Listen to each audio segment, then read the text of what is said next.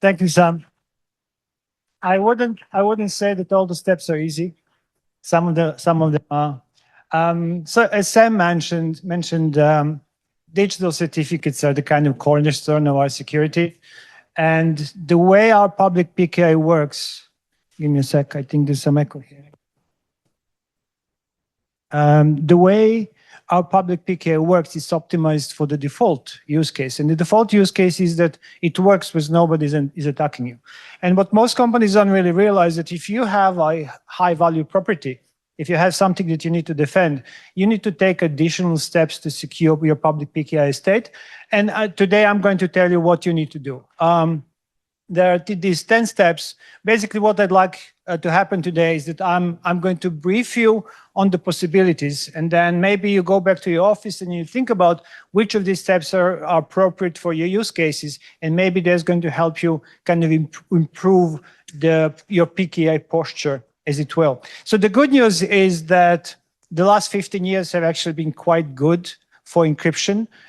We saw two major events. One was the birth of TLS 1.3. This is a protocol that introduced modern cryptography for everybody, and then at the same time displaced the legacy craft that we used to have in a variety of protocols that we had before. And then there was Let's Encrypt. Launched in 2015, the rise of free certificates. Actually, these two things kind of combined. Today, virtually every website is encrypted. So this is quite fantastic and quite good news.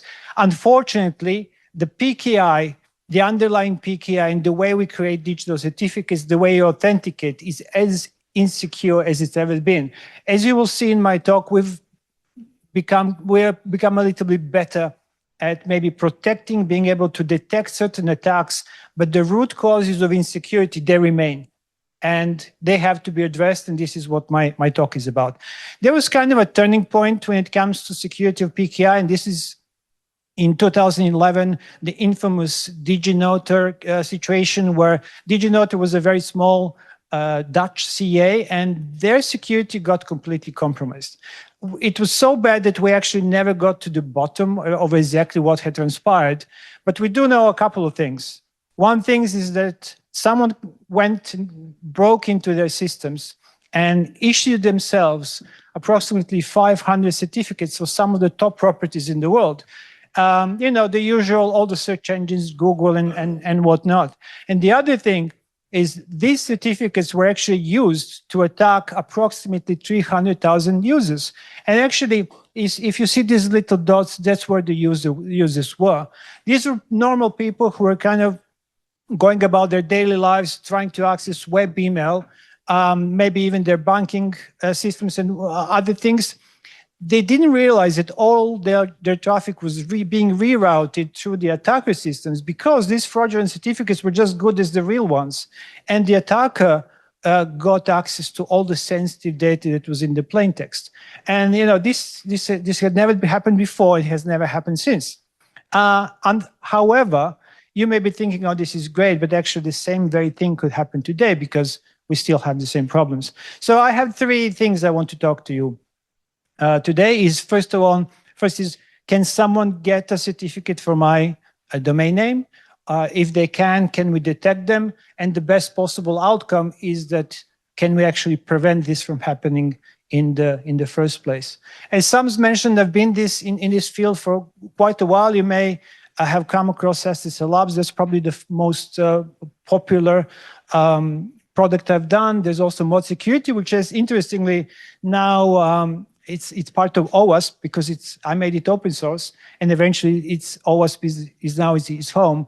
My wife tells me I need to put OWASP London, the OWASP London logo here, because I used to be a chapter leader back in 2009. I kept the fire alive. I don't think I was a very good chapter leader, because not many people were coming to my meetings, but I kept the fire alive until other people like Sam here came. Most of what I'm talking about today is based on the experience I've gained working on my startup Hardenize, where we were protecting the PKI estates of some of the largest companies in the world. My startup had been acquired by a company called Ristic, and I'm there. I still work there as a chief scientist. So My talk is structured as follows. So I'm going to give you a brief background on how public PKI works. Then we're going to jump into two defensive technologies we can use to protect our PKI estates. And then at the end, I'm going to give you the 10 steps, and we're going to kind of discuss what you can do with that. So the issue with public PKI is that this is a system that's designed for everybody to use. And if you think about it, we have hundreds of millions of websites out there. We have millions of developers. We have billions of people, billions of devices. And we need a system that's kind of easy enough to use so that the whole thing works. And this system has actually been fantastic. It's a little known fact that there's one guy called Kip Hickman who designed the whole of our, actually he designed the first version of the SSL protocol, as well as how PKI works in 3 months working in Netscape back in 1995. And we still, to this very day, have that very system. And if you want to get a certificate, what you need to do, you need to request it. And this is I think there's something here that's actually not seen on my screen. I think it's not getting through. But anyway, basically, you want a certificate. You want to put a website online, you go to a certificate authority and you request a certificate as proof of who you are. And then the certificate authority will actually perform some sort of authentication. And we have a term in security, of course, that we call trust on first use, or TOFU. And basically, it's the very same thing like the CA may come knocking at my door. I open the door and say, oh, well, I am who I've opened the door, so therefore I'm the owner of this house. They give me a digital identity, a digital ID that I can take with me. And then from there on, until my ID expires, I can use it with other people to prove that I'm the owner of the house on which door they knocked. This is exactly the same system. You may be thinking, it's surely much more complicated than that. No. This is what we have. It's very much trust on first use. And because this system is designed to work for everybody, it's not based on any secure protocols. The system that we use to issue certificates today is essentially based on proving control of a particular part of infrastructure. So if I want a certificate for PayPal.com, if I can put a token, if I can put some random number, if I can publish it to PayPal.com, that's enough for a CA, and they will give me a certificate. And the way this works is a CA has to first issue a DNS request, because they need to find the IP address behind the name PayPal.com, and they'll use DNS for that. And DNS, as we're using it today, is not authenticated. As DNS queries travel across the internet, they're exposed. And whoever can gain access to the underlying internet connection can actually manipulate these queries, and they can do with DNS as they please. Once the DNS is resolved and we have the IP address, the second leg of the process happens. And this is where the CA will go to the website, by using this IP address, and they will look into a so-called well-known place. And if they see the number they expect to see there, that's going to make them happy, and they're going to give me a certificate. So there are kind of 3 things you can do and how you can mess with the system. You can hijack the DNS queries. You can intercept the underlying network communication. If you think about the internet is very, very complex, and any piece of traffic is going to travel over dozens of destinations and routers and hops until it reaches the destination. If anyone can interdict this traffic anywhere, they can change it, and they can do as you want. And finally, there's a type of attack called BGP attack, where attackers can actually influence how packets are routed on the internet, and then they can pretend to be someone else, and they could get a certificate for someone else. So that's the first part of the problem. And there's the second part of the problem, which is kind of, maybe for me at least, more worrying, is that we actually don't have any technical controls in place to ensure that CAs only issue certificates when they're asked by their rightful owners. Today, any certificate authority can issue a certificate for any property. and there's nothing we can do to stop that. So I was kind of curious to understand who are these organizations who are controlling the global trust. And there's a project called CCIDB. This is a project that all the big root stores use to track the CAs. And I looked into it, I did some basic analysis, and it transpires that there are 94 different organizations that can issue certificates that are going to be trusted by one of the big 4 root stores. And if you look inside, if you want a certificate that's going to be trusted by all 4, then it's 39 different organizations. And these 39 organizations actually are spread across 22 different countries. This world has never been more complex than it is today. So if you're thinking these different jurisdictions, different countries who are presumably, some countries are in wars with some other countries, and yet we have a global system that's kind of built on global trust. And here we have a loophole where any CA can issue a certificate for any property, but in some cases, actually, CAs can be compelled legally by their own governments to do things that maybe they're not supposed to be doing. And if you're running an important enough website, this is something that has to be in your threat model. And you have to think about, okay, is this possible? Is it going to happen? What can I do to protect? The summary of the attack vectors is kind of as follows. The first on the list is active network attacks, so interfering with BGP, with routing, with DNS, with network traffic. The second is actually direct infrastructure attacks. Anything, if someone can attack your DNS servers and exploit them, they can probably get certificates for your properties. The third is misconfiguration. There's a type of attack called dangling DNS, where DNS often points to the wrong IP address. Whoever is in the receiving end and controls the IP addresses that your DNS points to, they can get your certificate. So this is actually quite common. We built a system in our product that continuously scans all DNS entries and resolves all IP addresses and tries to find the ownership behind those names in order to prevent attacks like that. And finally, we have the CA attacks. CAs themselves are a huge attack surface because their security can be compromised, they can be socially engineered, or they can be legally compelled to do things that they're not supposed to. Just to show you that this is not just theory, I've collected a nice kind of collection of these real life exploits. The first on my list is actually, it's first because it's recent and it was discovered late last year. We've had one small CA called FINA from Croatia, and they had been caught issuing 12 different certificates for the IP address that belongs to Cloudflare over the period of 18 months, I think. And simply, they're not authorized to do it. In the end, they were caught by a tool called Certificate Transparency, which I'll talk about.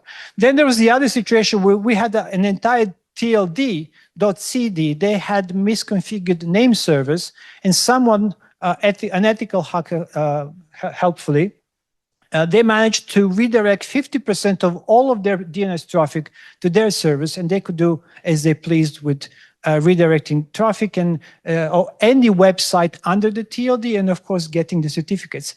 Then there was a BGP attack against a cryptocurrency website. The attackers rerouted the network traffic, their IP address, then got a certificate, and then used the certificate to steal $2 million. And then my favorite is actually one that we think it's believed that it's been done by a legal authority of a security agency of some sort in Germany. There's a messaging server, there's a messaging protocol called XMPP, and a website called jabber.ru. And at some point, the traffic on the network interface of this server that was running the messaging servers, that got interrupted for a split second. And then only later it transpired that someone had hijacked the network connection and started to route all the network traffic through themselves. And as soon as they did that, they actually obtained a valid certificate from Let's Encrypt. And then they used that certificate, which was misissued, to record all traffic, messaging traffic going to jabber.ru. And this actually took some time. it remained undetected until, ironically, the attackers themselves forgot to renew the certificate, at which point the messaging server started to throw errors, and then the administrator was confused because they looked at the certificate on their server and it was fine. And then it transpired, oh, right, this is not the same certificate. The actual certificate visible from the outside is running somewhere else. And this is how, now we have this is a very interesting use case as to what's possible and what things we can defend from. The point, I think, of these historical cases is that the network is not secure. And we need cryptography to make it secure. Unfortunately, the way we're making it secure today is using digital certificates, and then it's a chicken and egg situation. But there are some ways we can do this to resolve this, and I'll talk about that. There are two defense technologies that I'm going to mention today, as the first is certificate transparency. If you recall the attack I mentioned earlier, DigiNotar, Google decided at that point, okay, this is not acceptable, there's too much insecurity. At that point, a lot of people were trying to fix PKI ecosystem, and Google decided that they were going to keep it, but they're going to make it kind of radically transparent. And they introduced this concept of certificate transparency, where they added step number 4 to the workflow. Whereas just prior to issuance, all certification authorities were required to deposit the newly issued certificates to so-called CT logs. And these CT logs are independent third parties that can be trusted. And these CT logs use a lot of cryptography to maintain a full record of all certificates issued worldwide, where you can't just pull one and then the system can't detect there's such a thing. It's a Merkle tree if you into cryptography.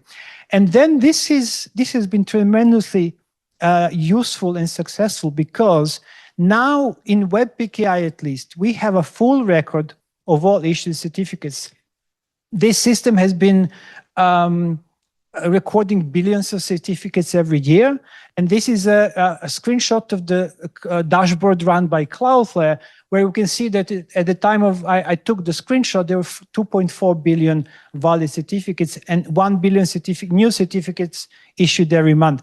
And this is going to accelerate because the lifetime of certificates is being reduced. By 2029, we're going to go down to just 47 days maximum lifetime of certificates. So we're going to see a great many certificates added to the certificate transparency ecosystem.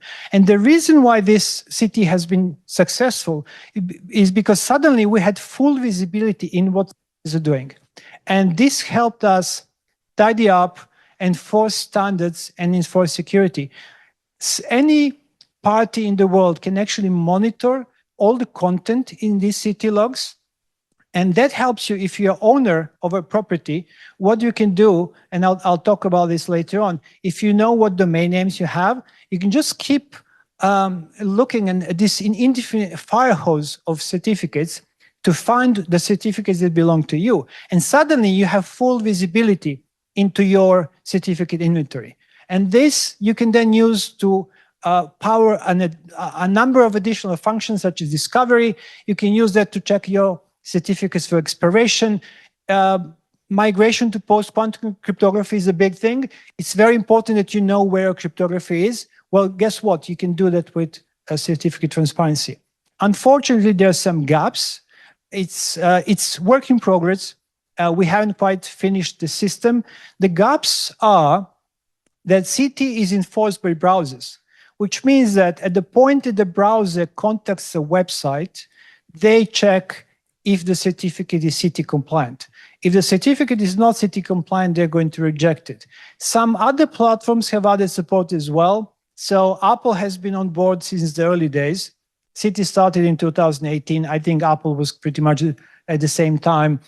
Android was a latecomer. They only added support for certificate transparency in last year in version 16, and it was optional, but they're going to make it mandatory in Android 17, which is, I think, due this year. The problem is this is not enforced anywhere else. So unless you're using browsers and unless you're using kind of the default networking stacks on Android and Apple, you gain no protection whatsoever. If you're using one of the dozens of other languages and libraries that are out there, you don't have the protection of CT, and it's still technically possible to issue certificates outside CT. I'll give you a really good example where this is a big problem, SMTP. Virtually all of the secrets we have in the world are transported via email. And then at the moment, CT acts as huge deterrence, because if the attackers know that if there's a misissued certificate, but that's going to be monitored and observed, they're going to think twice whether they're going to attack someone. However, if you can legally compel a CA to issue a certificate outside CT, then you can use that to attack SMTP servers, which do not enforce anything like this, and no one is really tracking these things. So intercepting email, for example, actively has never been, it's as easy now as it's been since the beginning of PKI. So that's one of the defense mechanisms we have. The other is called Certification Authority Authorization. If you recall, any CA can issue certificates for your properties. So what we're doing now, we're asking them to be nice. And we've come up with a protocol called CAA, which basically introduces step number 2, which is kind of marked in red. Before CAs issue certificates, they're required to, again, this is not something we can enforce. We ask them to do it, and we occasionally check. They're required to check our CAA configuration. And what CAA is a policy.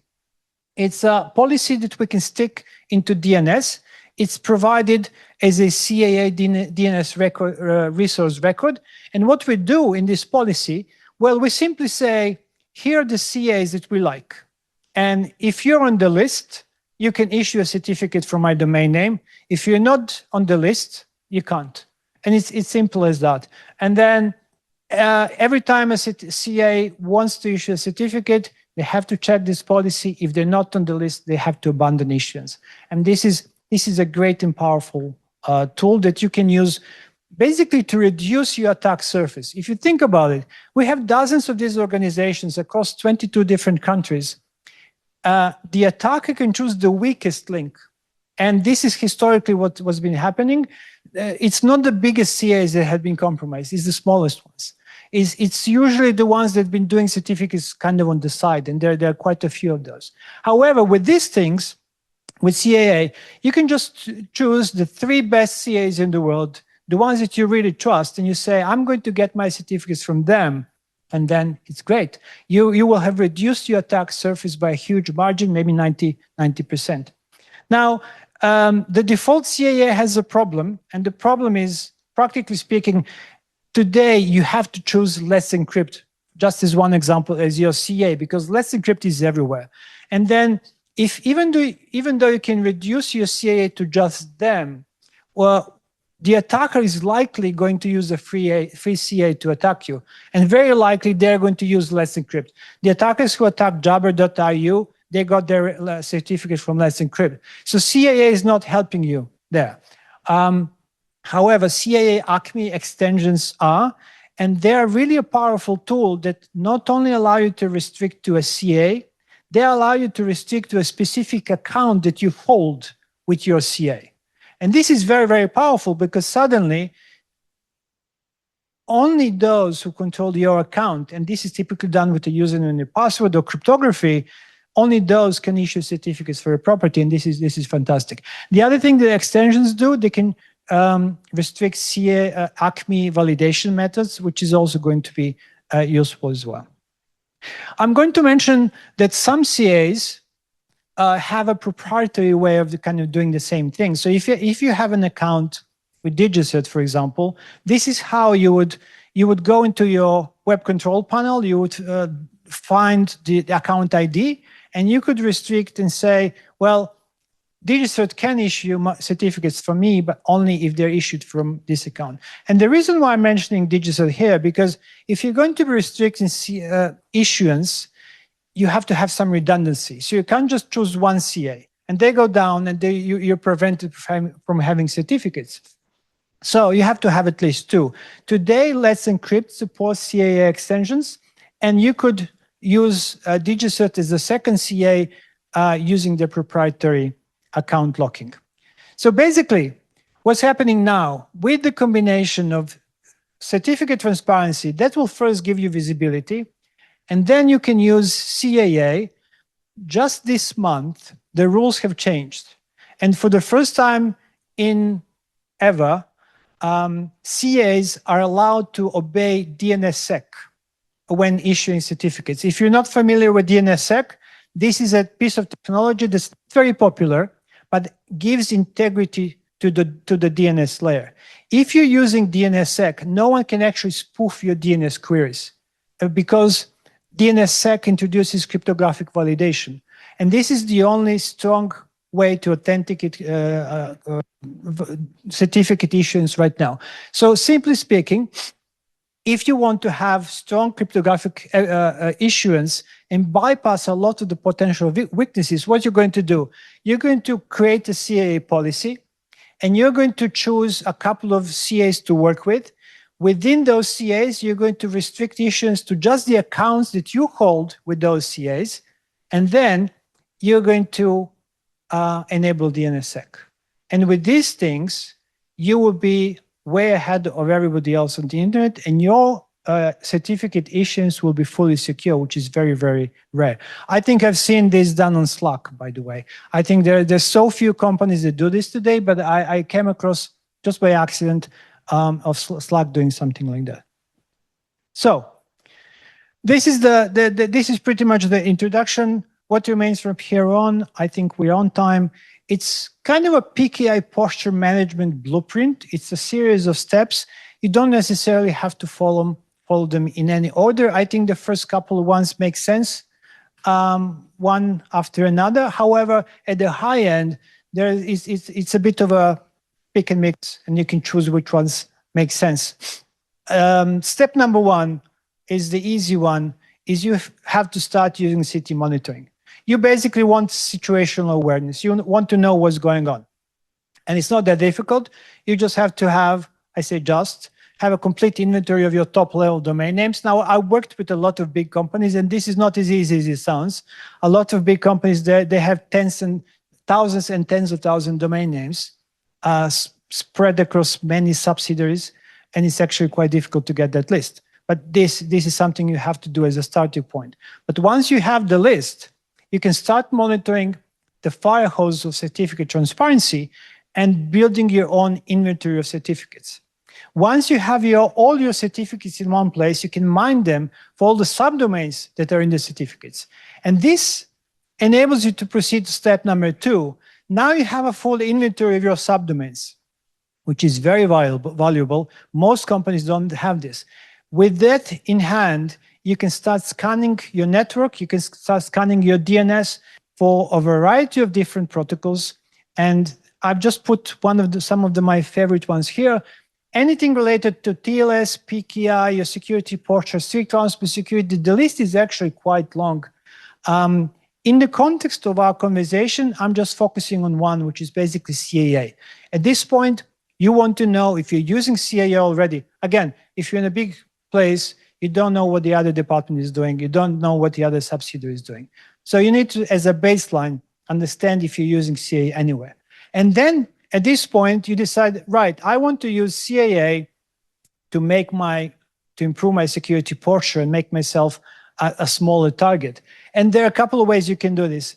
What we used to recommend as a starting point to most of our customers is to use what I call the easy CAA. By enabling city monitoring, you're probably going to see that you're using only 5 out of 34 CAs in the world. And without having to change anything about how you do things and how you get your certificates, you can just deploy a CAA configuration that restricts the issuance only to those CAs that you're already using. And just by doing this one thing, you're reducing the attack surface from all the CAs out there to just the selected few.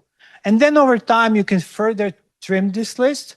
In most situations, you don't really need more than 3 or 4. So there's going to be a huge reduction in your attack surface. And now, the only thing, if you want to catch misissuance, what you need to do is just monitor the global certificate stream. If you see a certificate issued for your property, but it's not one of the list CAs on the list, you know that you have misissuance. And then the second step, which is probably not very feasible to do across your entire estate, especially if you have thousands and thousands of domain names, but most companies have a few that are very important. For these, you can deploy a robust CAA, and using the method I discussed earlier, where you log down your CAA configuration, you choose just a couple of CAs, you log down to specific accounts. And this is going to further reduce the attack surface to a sliver of what it currently is. Step number 5, this is about what I call high issuance city monitoring. And this is a bit difficult to do because certificates, they all look alike. There's nothing in certificates to, if I gave you 2 certificates that belong to you, you couldn't, and then give you another that's a misissued one, you just by looking at the data in them, you wouldn't be able to figure out which one's misissued and which one's not. The only way to do this robustly is to have a full inventory of the certificates you've obtained yourself. And the way you do this, you centralize your certificate issuance. Let's say you get all your certificates from one place. And in that one place, every certificate comes to your hands and you put it in a database and say, this is a good one. And then again, you're monitoring a global certificate stream. And if you see a certificate that's not on your list, you know that you're observing a misissuance. And the way you can do this in some cases, for example, if you chose DigiCert, just as one example, in the interest of being impartial, there are many good CAs out there, right? They all give you APIs and you can connect to their platforms and you can just download all the certificates you've issued with them. And that's going to help discovering the known good certificates and help you discover any misissuances. Step number 6 is about securing your DNS layer. As I mentioned earlier, this is something you can do today with DNSSEC. Unfortunately, DNSSEC is sort of a divisive technology. There are some people who like it, and there are a lot of people who don't like it. And I think percentage-wise, it's single digits. It's low single digits deployment worldwide. I think Slack have them and a bunch of other places do. However, if you enable DNSSEC, and these days this is sort of easy, we have some people for Cloudflare here. I think they sort of pioneered it. You click a button and there you go, you have DNSSEC. Once you do that, nobody can any longer spoof your DNS, and it makes you much more secure. However, if you can't use DNSSEC or you don't want to, there's another thing what you can do.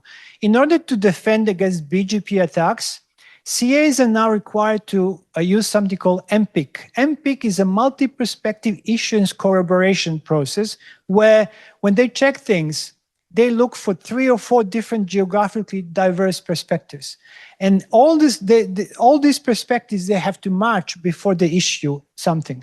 So if someone's going to be spoofing your DNS, they're going to be maybe performing a BGP attack in one part of the world, because the way these BGP attacks work, they're difficult to do globally. You sort of attack the adjacent network. If you spread your DNS, the simple act of distributing your DNS servers, you just use a managed DNS provider, that's going to put your DNS server all across the world, and then BGP attacks, just as one example, they're going to be much more difficult to perform. However, I would say DNSSEC is easier in the sense that it's robust and foolproof. Nothing's going to give you the same level of security, but certainly MPIC is going to help you. Step number 7 is actually monitoring for active attacks. If you recall, again, my favorite jabber.ru attack, a simple act of monitoring would have helped. And if you know what certificate you're expecting to see, but you're seeing something else, that means that you're under an active attack. Monitoring from different parts of the world every minute or so, this is not that difficult, but is actually going to go a long way towards detecting these attacks. And at this point, we are in the pick and mix territory. So step number 8 is kind of a very difficult one. This is something that's still used by Google. and is still used by Mozilla. The problem with web PKI, public PKI, is that as domain owners, we don't have a way to endorse certificates. And if someone gets a certificate in our name, we can't tell the world, well, this one is not ours. Well, this is something you can do, and this is that mechanism.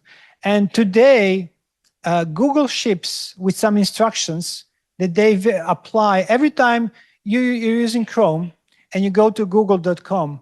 Chrome will use some information that's embedded in Chrome itself to verify the certificate on google.com and make sure that is the expected certificate. A decade ago, this used to be much more popular. This is called static public key pinning, but it's a very dangerous mechanism because it requires a great deal of sophistication and understanding of PKI. And if you mess it up, you can't recover from it. If you mess it up, the only thing you can do is wait for Google to release another version of Chrome, and all your users have to upgrade before your website was going to start working again. And clearly, for virtually all companies in the world, this is not acceptable. This is why people are afraid to use this mechanism. But clearly, I'm sorry, I'm pressing the thing. Clearly, if you're Google, and if much of the world's email is going to Gmail, and then it's such a valuable thing to attack, then maybe for them that's acceptable, and they can, and they're also sophisticated and they know how to use it. I'm going to leave you with step number 9 to kind of think about, if you're not afraid of 47-day certificates, maybe you can try 6-day certificates. And this is a brand new thing that's just become available in January. Let's Decrypt supports them. Google's CA also supports them. And the point of these certificates is that famously, revocation checking doesn't actually work in web PKI. The reason why it doesn't work because browsers stopped checking for revocation.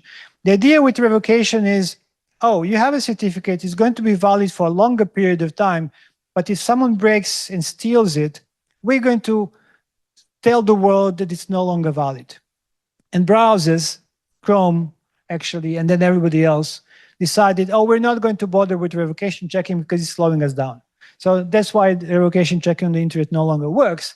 And short-lived certificates, because they're all only valid for 6 days, they don't have to be checked for revocation. If someone steals your short-lived certificate, on average, it's going to expire in only 3 days. And you don't really care. The window of opportunity for the attacker is so small that these certificates are not checked for revocation.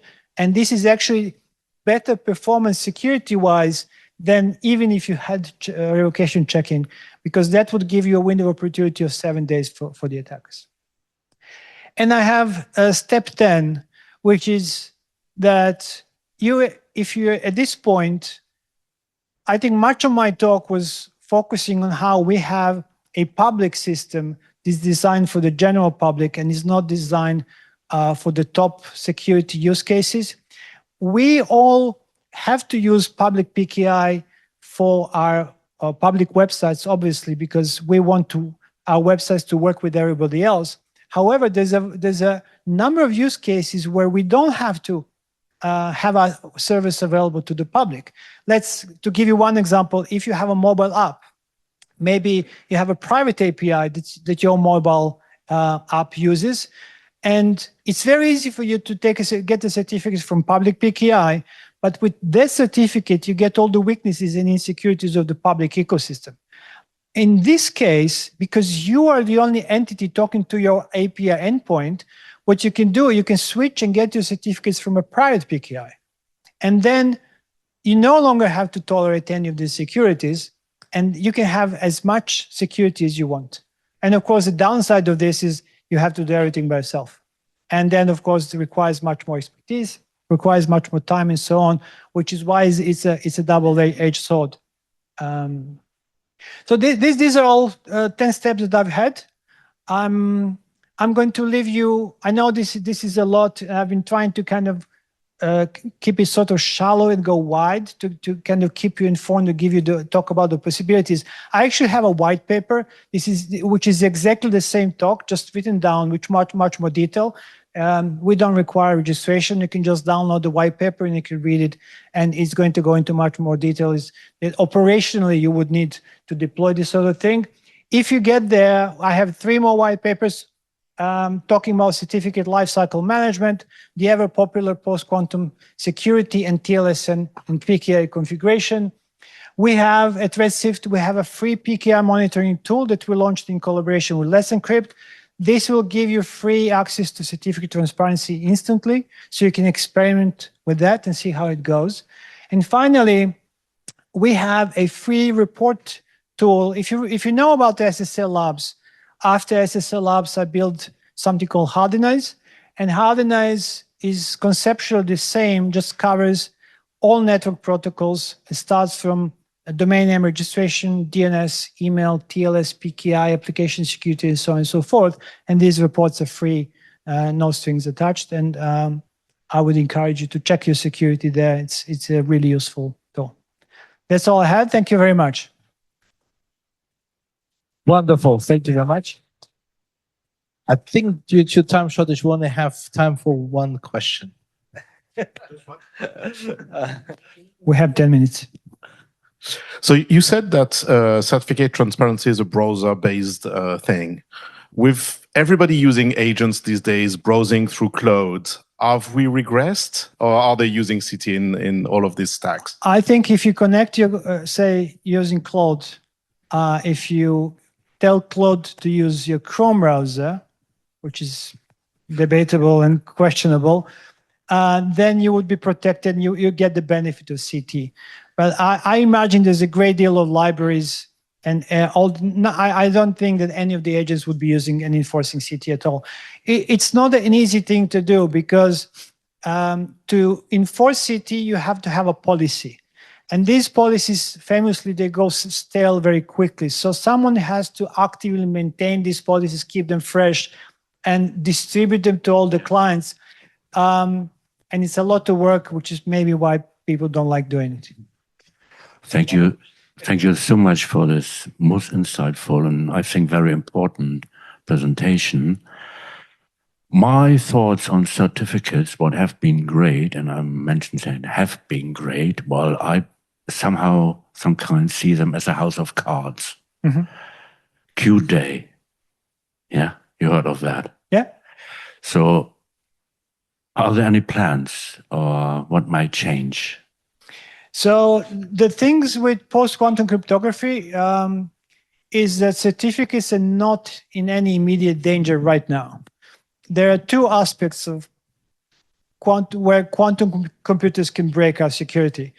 The first and the pressing one is the key exchange in cryptography. Every time we communicate with a website, for example, there's a cryptographic session being generated, and there's a sort of a handshake. In TLS, there's a TLS handshake. This handshake today has to be protected because there's a type of attack called, harvest now, decrypt later. And the point is that even though we don't have quantum computers today, we can capture this raw encrypted traffic and just keep it. If you think about it, the best case for this sort of attack is email. There's not that much email compared to everything else that's going on. Nations can capture all the email, keep it for 5, 10, 30 years, and they could break it when quantum computers become available. So on the web, this has been solved, at least nominally, because all browsers today support a new key exchange that deals with quantum computers, and that's fine. We probably are at least 5 years away until all servers start to support this key exchange. Certificates, they're ephemeral. The way we use certificates, we use them for authentication. It's a moment in time. So until quantum computers become a real thing, the certificates we have today are going to be fine. That said, Google is working on a next generation web PKI.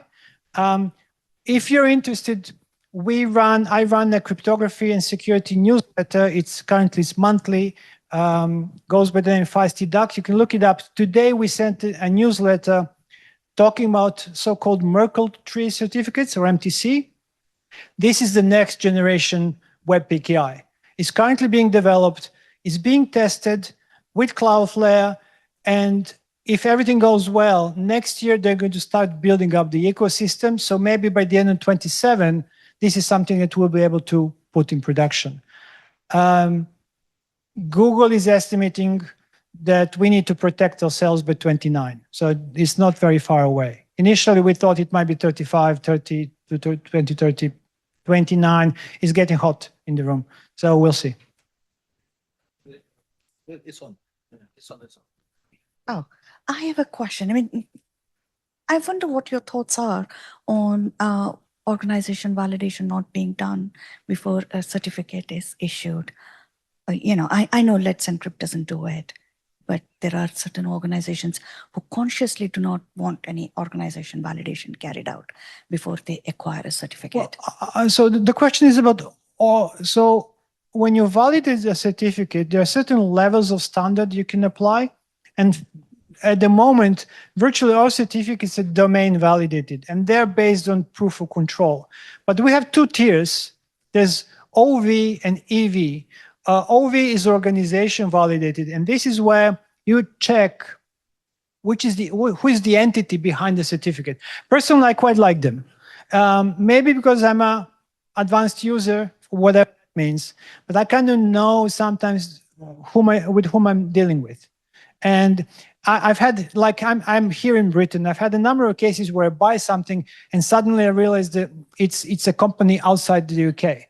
And then I don't have the same guarantee. Returning things that you buy from outside the UK is really, it's a real hustle. I once bought something from China. That was a bit getting my money back and shipping it in customs. So just for me personally, knowing the entity, that's a big thing. Browsers don't like it. And Europeans like it. In Europe, there's something called Quack. And they like to kind of put the identity of the websites out there. I think we have to do what browsers want. It's the browsers world. We just live in it, basically. That's a fair point. Fine. Wonderful. Thank you very much. Thank you.